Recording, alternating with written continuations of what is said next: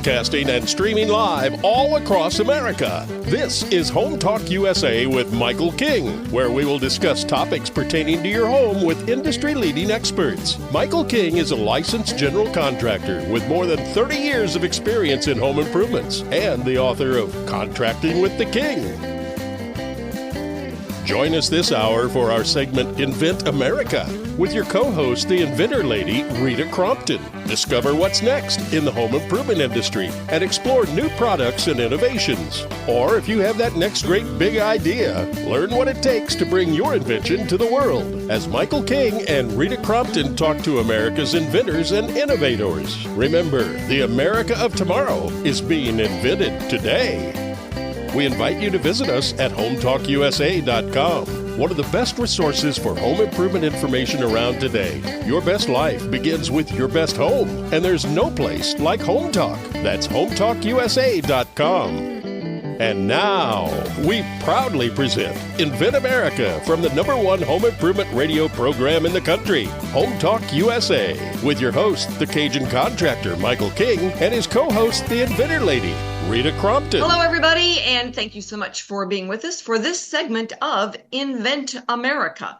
And we are grateful to everyone out there who's been paying attention to what's happened in East Tennessee and along those that North Carolina border, and grateful for your prayers and your thoughts, your good wishes, and for some of you, the work you did to volunteer to get out there and help us.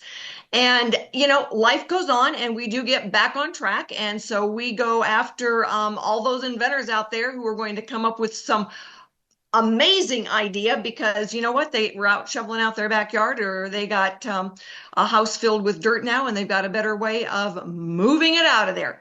And so today we are talking about when life gives you lemons, how do you make some lemonade? And my industry expert and inventor expert that is on with me today is Mr. Don Skaggs from Kentucky. And, you know, he has talked to dozens of inventors over the years. Don, I bet you've heard some really great stories about making lemonade. Oh, I have. And I mean, and that's, you hit the nail on the head. I mean, really, the bigger the pain point, the bigger the opportunity. And we've seen so many different versions of that, cases of that. Usually we'll hear an inventor say something like, oh, you know, I had this really frustrating problem with this. And, you know, I just finally just got sick of it. And I said, there's got to be a better way. And guess what? Then they invented a better way. And then they prototyped it, and then they saw that it worked, and not just in their head, but in real life. And they took it to the market. And that, yeah, I mean, there are so many inventors, and usually the bigger the pain point, like I said before, the bigger the opportunity. And well, and that's for sure. I mean, we laugh about it, but you know, when you think back to when, oh yeah, the ships were coming across the ocean, you know, my ancestors came back in 1720s. If there was a problem on that ship, you'd better figure out a way to fix it, or you were going to sink. And I had a great-great-grandmother who walked across the country with a wagon train. And oh yeah, again, if there's a problem with that wagon, you'd better figure out how to fix it, dig it out, put a new wheel on it, or you're going to put up a homestead right there where you landed. And I think also this is why I see so many inventors and so much innovation coming out of rural areas and places where people are, where it's like, okay, I got a problem. Yeah, I can't pick up the phone and call somebody to help me. I actually got to figure this out on my own. Exactly. I mean, farmers and ranchers, Yeah. road workers that are out on a crew and something breaks down. They've got to fix it right now. They don't have time for another truck to come in. So you're exactly right that it's a lot of time that pain point, and you think, everything shuts down now and we're going to have cranky people without power. Oh, hello, been living that for the last 10 days. Right. Or you figure out how to string that cable across the river and get power out there. That's exactly right. I know when we set up this topic and everything, it was right after we did, I was at the meeting with the Kentucky group that had been to the fair. And then we had a meeting that you guys did, and Roy had talked about, you know, making a nice flavored lemonade when life gives you those lemons. And that was before, Hurricane Helene dropped a whole bunch of pain on everybody. And so when I'd set the topic, I'm thinking, okay, I did not realize, how appropriate that title was going to be for right now. Yes, absolutely. And I mean, as bad as it is, and I mean, it's horrific when bad stuff like this happens. But I honestly I'm looking to see what innovations are going to come out of this, because there's going to be some. Oh, There's going to absolutely. be some folks that's going to be, hey, we figured this out, and this worked, and this actually made a difference with everything for us. Absolutely. That necessity is the mother of all invention. Add a little more sugar to that lemonade and you can have a, better flavor. So That's it's, right. we do invent America because America invents. I don't know that all of our listeners realize that, intellectual property in this country goes back to the 1790s, That's true. but it actually goes back to Europe to the 1400s. Yeah. And so when we get, some presidential candidate out there that says, oh, we're going to confiscate all intellectual property and everybody's having a meltdown, it's like, you need to keep in mind, okay, intellectual property has been around for centuries and it'll be here long after the politicians are gone. That's exactly right. It's things come, things go, new things get, edicted out in there. And you know what? Inventors are going to invent. And problems are going to get solved, and people are going to figure stuff out. And the bigger the problem, that's just the bigger the opportunity. Well, it's what we do. We live out in the rural areas, so it's a lot easier to fix something up and figure out a new way. And it's like, whoa, that is really cool. Let's see what we can do with that. Hello, we hear those stories all the time, don't we? That's exactly right. And you know what? It's most of the time it doesn't need an app. Now, Yeah. apps are great, but there's a lot of practical solutions out there that have still yet to be invented. They don't need an app and they don't need artificial intelligence. Yeah, that's exactly right. The intelligence between your ears Yeah. is the one that has done the most, and will continue to do so, I think. I agree with you. AI is only as good as the person putting it together and then the person who knows how to use it. And a lot of times those have no meeting in the middle. They're just like whoosh.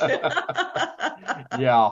I mean, yeah, you got to work these problems out in your head, because if you rely on a calculator every single time you do a math problem, then guess what? You're going to be typing in 2 + 2 to try to figure out what the answer is, and you just get lazy. Absolutely. And I'm all for AI. I'm all for, tools, using them as tools. But guess what? That gray matter between your ears, that's really where the difference is going to be made, I think. It is. And one of the problems that we had out here, so all of you inventors out there, you put your brain power on, and whoever comes up with an answer to this problem, you run with it, and I'm going to be the first one to buy it. All right. For a lot of us that live in the mountains, our wells are very deep. When the power goes out, the generator that you got doesn't always have enough oomph to pull the water up. One of whose body and so these folks that assumed they had, that they were going to be good with their wells had no water. Wow. And, not only did the water go out in town, but the water was going out in the wells. So a lot of those folks, they need something that's got enough power besides, just a bucket on a string, because a lot of those wells go down 200 feet. Wow. Well, I will bet you there will be a lot of people working on that now that you've mentioned. Now that you said it out loud, there you go. I can hear the wheels turning out there already. Well, that is one of the things that we notice certainly needs some work and needs some help. So anybody out there, you got some ideas, you give me a call and let me know. And we're more than happy to get you on the radio and say, oh, gee, Rita, thanks. We got this idea from you. All right, you inventors out there, there's your challenge. There you go. There you go. All right. We are going to be right back with our first guest, Roy Rindom. He had definitely some lemonade to make and made it. And I think one of the big issues, we've been talking about kind of natural disasters, but some folks are given some lemons that that becomes their new way of life. And so our next two guests have definitely had those bushels of lemons delivered to them, and they're going to share how they managed to deal with it. And we are very grateful for their time today. If you are out there and you have got an idea, something that you're working on, you want to be on the radio, it is free. Get in touch with me. I do answer my phone when I have internet service, so that might be out there a little bit, but you can always text me to that phone. I do get those. If I lean over the railing on my tippy toes and hold my mouth just right, I will get a text message. So phone number, though, is always the same. So everybody stick with us, because we are going to be right back, and we're going to talk about some of those other resources for inventors, because in America, we invent. Stay with us.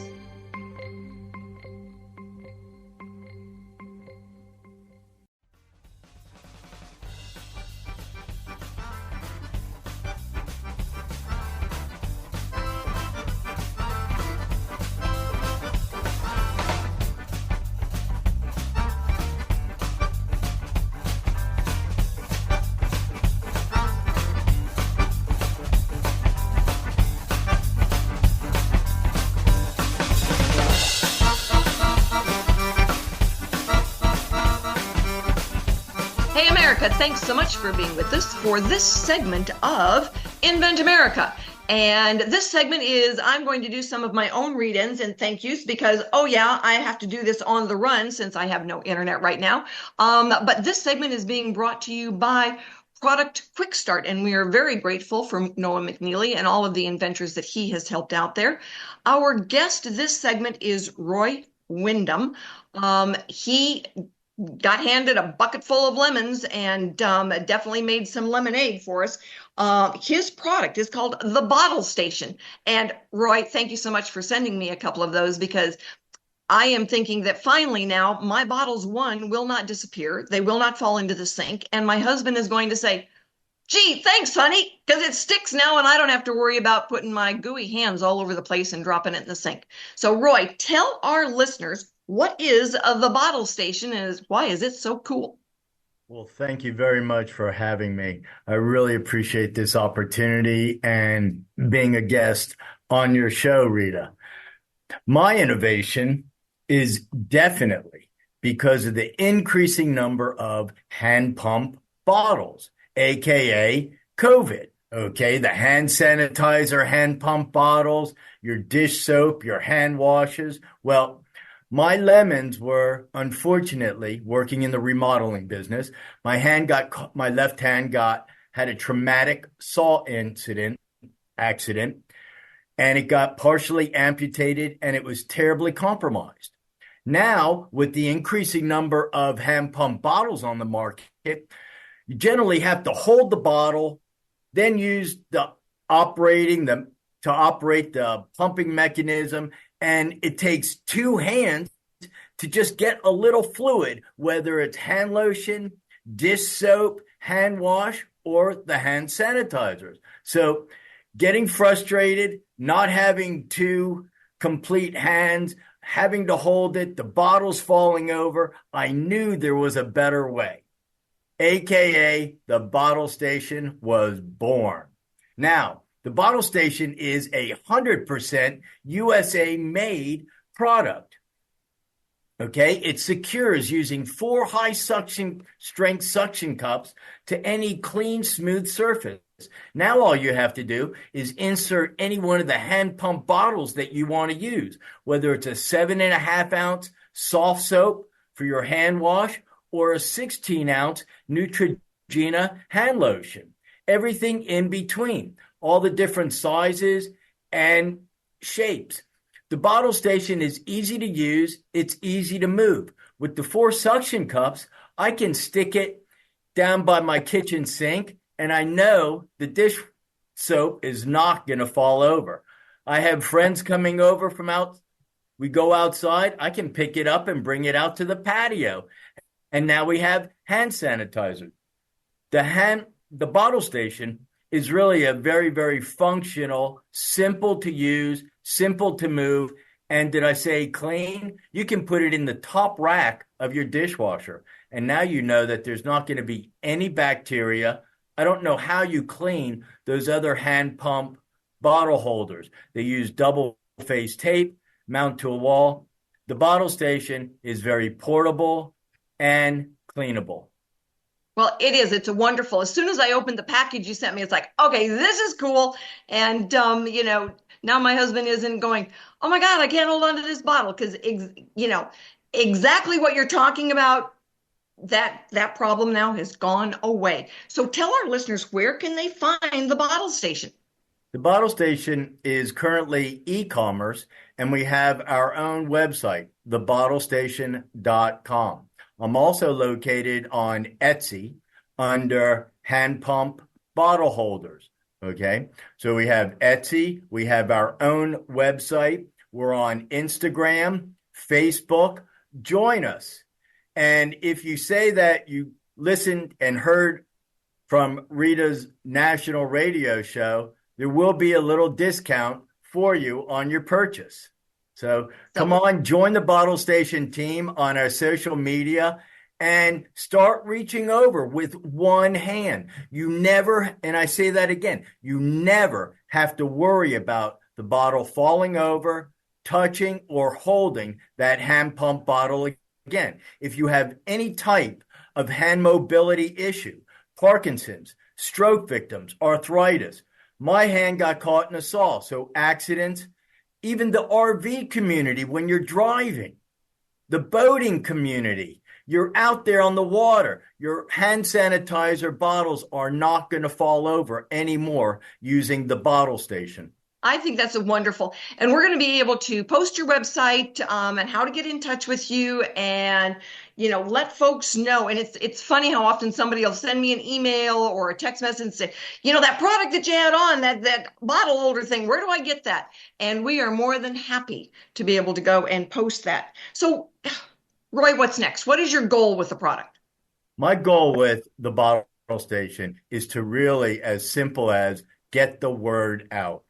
It's frustrating. It's anxiety provoking for someone that has a hand mobility issue just to reach over and get some hand lotion, some dish soap, or some hand sanitizer.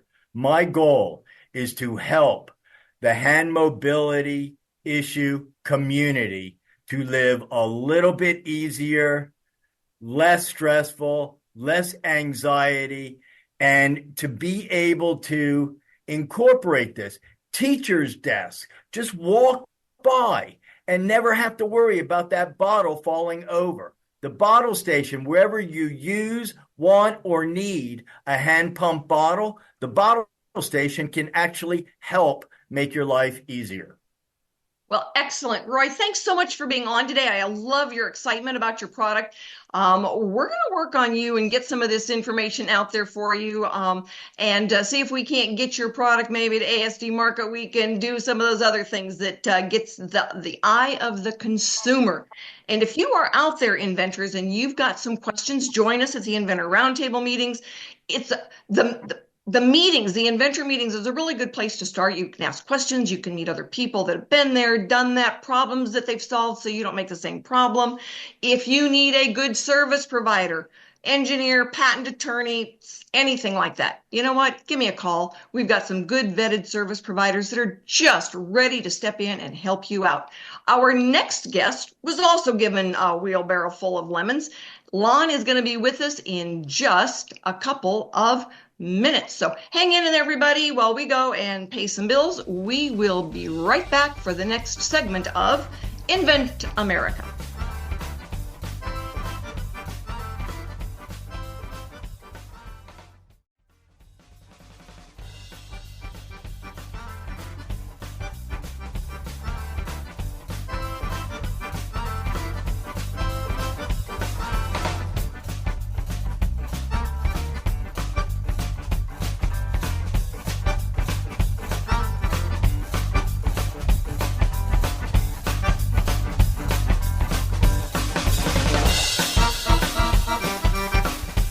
Welcome back, America, as we go and talk to Lonn Cunningham.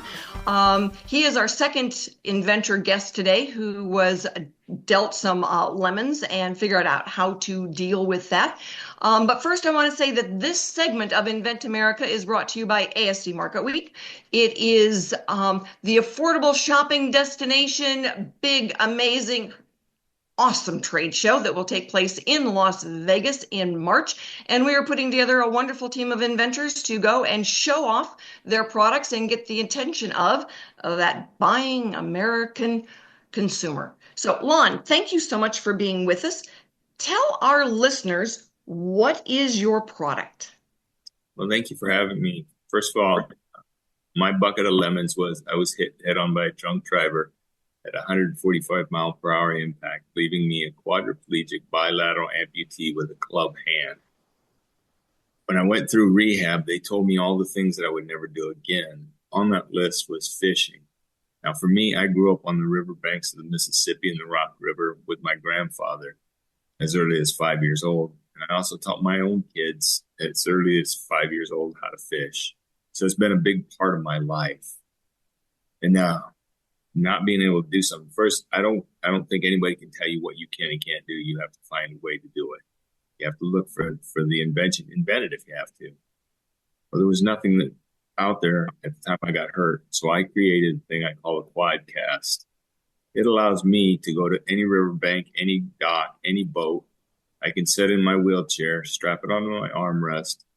All I have to have is somebody bait it for me. I can cast out, I can reel in the lunkers and fish just like anybody else.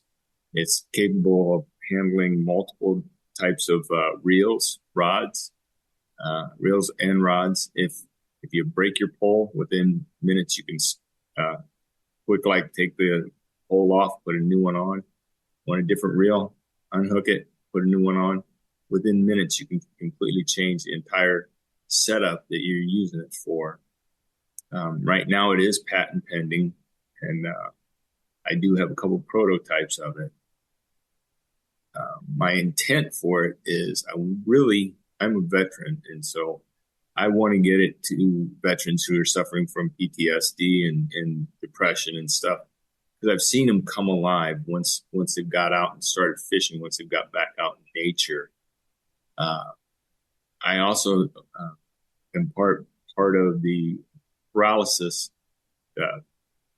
population. Sorry about that. And this summer, several of my friends who were in the same group used my quadcast, and they had a blast. The people that were using it have MS. Another guy had ALS, which I hadn't even thought about that, but he has so limited grip in his hand, and he really loved it because it allowed him to be able to fish again. And he thought that was going to be a going away thing. Paraplegics, quadriplegics alike, or for the dad who's got to keep one hand on the child and the other hand on his fishing pole, it'll work for that too. Well, and I've got a brother-in-law who's got the advanced stages of MS, and he fished for decades, just like you. I mean, he grew up fishing in Wisconsin. So for him, to be able to go fishing and just the thrill of sitting by the water and being able to cast out and, catch a good fish, there's something American about being able to go fishing and just enjoy yourself sitting along the side of a river or a lakefront and let the sun shine on your face and cast out a pole. Well, the camaraderie of it all for me, you have other people that also enjoy the same thing. And I've seen guys that were cooped up in nursing homes and cooped up in hospitals and stuff, and we've taken them out fishing, got them out there, and they come alive. It's like your soul needs it. And so I know it's kind of deep to say it that way, but if you are stuck indoors and your love is for being out there in nature, especially people who are adventurous or were adventurous before they got hurt, and you have that stripped away from you. I had everything taken away from me, everything. And to say, okay, I just will sit here until the end of time, that's not happening. You have to, first of all, want to move on. You have to find a way to do it. And I really enjoy my fishing, and so it works. That's great. And, I don't mean to sound condescending, Lonn, but I'm really proud of you. I think it's awesome. I've been talking to you now on the phone and video calls and stuff for months, and watched you as you've gotten through this stage of, getting to that sporting event and being able to fish. And then I got to watch, 30 odd, videos that you sent back of people going, "Oh my God, this is so cool." So it is very cool. Unfortunately, right now it is not for sale. My listening America. But we are working hard to get it licensed so that we can get it for sale. Correct, Lonn? Yes, ma'am. Like I said, it's in the process of being. I have another prototype that's being put together now. I should have it this week, and then I should be ready to start looking for getting it into production. So, I mean, if push comes to shove and somebody's really desperate for one, you could have one made by your prototyper, right? Yeah, I could. It'd be a bit more expensive, but it could be done. Yes, it is feasible to have them made individually and sent out. So if you are out there and you want to go fishing, or someone who would just be able to cast a pole and go fishing, for some it's worth a little bit more to be able to have that peace of mind. Get in touch with us. I will put you in touch with Lonn, and sometimes a little bit more money spent on the product right now is worth the pleasure and the satisfaction and the wow moment, as opposed to waiting for the licensing deal to go through. So we want to make sure that we let everybody know out there that you could, if you wanted to, be able to get your hands on one of these a lot faster than mass market. Thank so you. Lonn, a question for you on how long were you working on your prototype before you were able to get something out there and try it?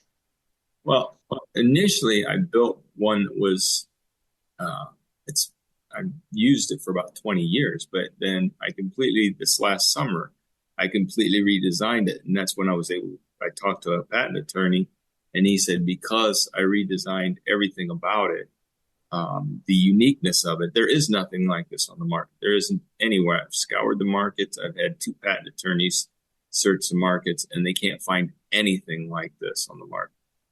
But because it was completely redesigned this last summer, they said that it is patentable.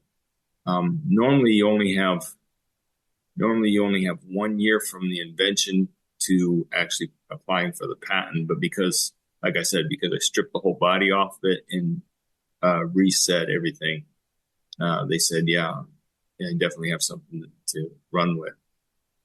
Well, and that is always encouraging to hear from an attorney, as opposed to all the things that are wrong with what you're trying to file on. It's really fun when you get one that's like, this is really cool. And so we want to make sure that, inventors, when you're working on something, you can join, the Inventors Roundtable group. We're going to have Don talk about the Kentucky group, but there are different inventor groups in almost every state. And you learn a lot when you go and you ask the questions about the process, because it's not easy, is it, Lonn? No, it's not. I've learned so much. And, you think, okay, all you got to do is apply for a patent, and it's just that simple, but it's not. And it goes in spurts. 1 minute it just flies. You're sitting here on weeks on end, nothing happening. And then all of a sudden, everything just, people calling up from everywhere. And I need this, I need this, I need this. Give me this paperwork. And so then it flies. It does greatly help to have somebody like Rita in your corner who can walk you through the steps to get there. And I am grateful for that. Well, we try, and the sooner an inventor calls me with, I have an idea, what do I do? The sooner we're able to kind of get them into the right steps and going down it. But I get inventors that they'll call and say, "Oh my goodness, we had a deal with somebody, and now we don't," and it's like, let's see what you've got, and we will give it our best shot. So, Lonn, thanks so much for being with us. Everybody stick with us. We're going to be right back and wrap up this hour of Invent America with our industry expert, Don Skaggs. We're going to have him talk a little bit about that special group in Kentucky. So stick with us, everybody.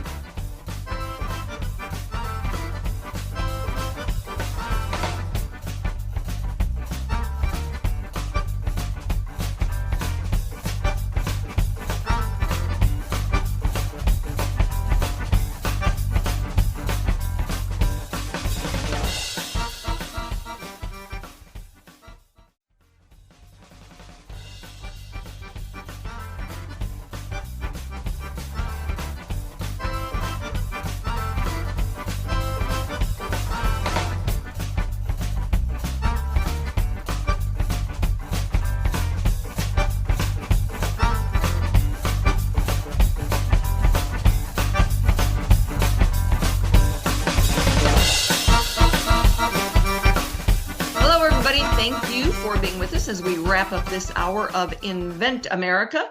And we do this because America invents in all types of situations. And like Don said, the bigger the need, the bigger the invention and the desire to get it through the different stages. So, Don, you've been doing this for a long, long time. You've got the Kentucky group. So tell our inventors, a little bit about that Kentucky group. Sure. We're the Inventors Network Kentucky, kyinventors.org. We help inventors, entrepreneurs, anybody with an idea for a product or a business. And we kind of walk them through the entire process, everything from coming up with the idea, picking the right idea. Sometimes people have so many ideas they don't know which one they want to work on first, and they gotta kind of pick that lowest hanging fruit first, and all the other steps. And there's so many of them. There's prototyping. There's learning about your market, learning who your customer is. Actually, that was a great experience we had not that many weeks ago at the Kentucky State Fair, where we had our innovation station, and it was actually folks that had made products and had taken them to the Kentucky State Fair, to this special area we had, and were actually able to sell products and get to know their customers. I had people walking away saying, Don, I learned more about who my customer is the last 3-4 days, 11 days. 11 days long. Some people were there shorter, some people were there longer. But I've learned more about who my customer is in the last 3 days than I have the entire time I've been doing this. And it was amazing. And they got to walk away with money in their pockets, which is just pretty amazing. So and in all the different kinds of innovations, and when you say when life gives you lemons, and Roy and Lonn are very, very hard acts to follow when it comes to that. They've got great stories, they've got great ideas, great inventions, great products.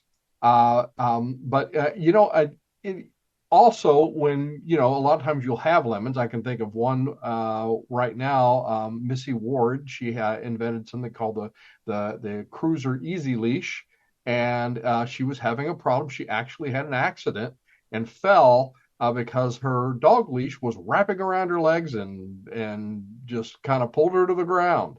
And had some real injuries from that, but she got over that, and she says, you know what, there's got to be a better way. Now she's got a leash that will it'll bend, but it won't wrap around your legs, and it's a pretty neat thing. And watch her actually sell those things at the state fair with all those people coming through there was pretty amazing.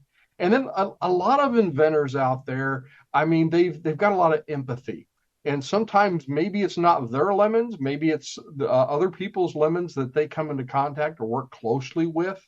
For instance, I'm thinking of Ryan Montgomery. Ryan is a physical therapist at a VA medical center, and he saw so many of his patients with plantar fasciitis and just trouble walking and so much pain they could not even really walk any distance at all without just being in complete utter pain. And he came up with this product called the Ridge Walk, little insoles, and I've never seen anything like it before, Rita. He would set people down, he would put them, have them stand on those insoles, and he had like a 90% sell rate on that product. I've never seen anything like it before. But it all stemmed from that empathy of seeing these patients and seeing these folks with these really, really painful problems, literally painful problems, and actually coming up with a solution for that. And that's what we see with so many different inventors and entrepreneurs. I was thinking of another lady from Michigan that actually wound up in our innovation station. She had a great empathy for people who were disabled and people who had trouble buttoning their shirts, and actually had come up with magnetic buttons for your shirt, where they just came together, and there you went.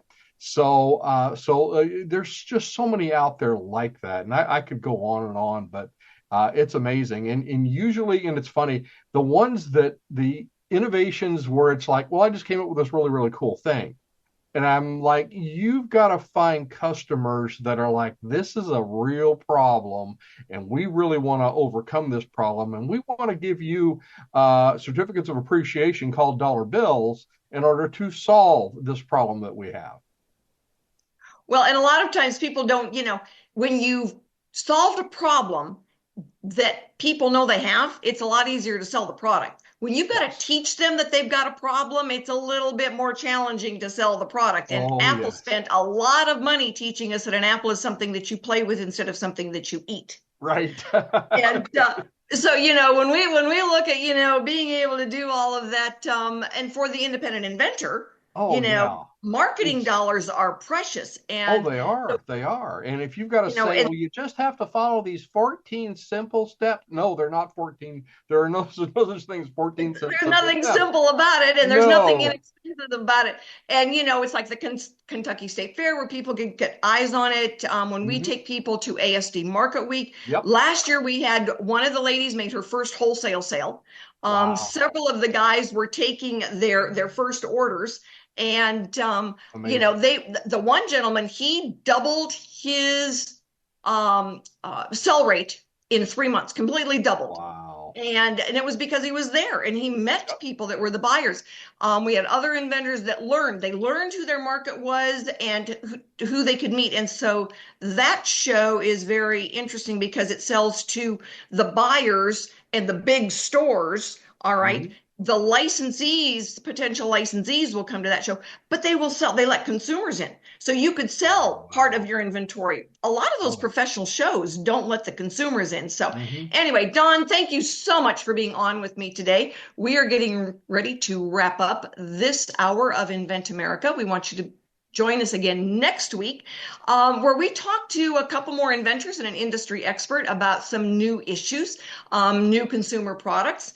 And we love being able to share with you. So if you know somebody out there that's got questions, wants to join us, the Inventors Roundtables are free.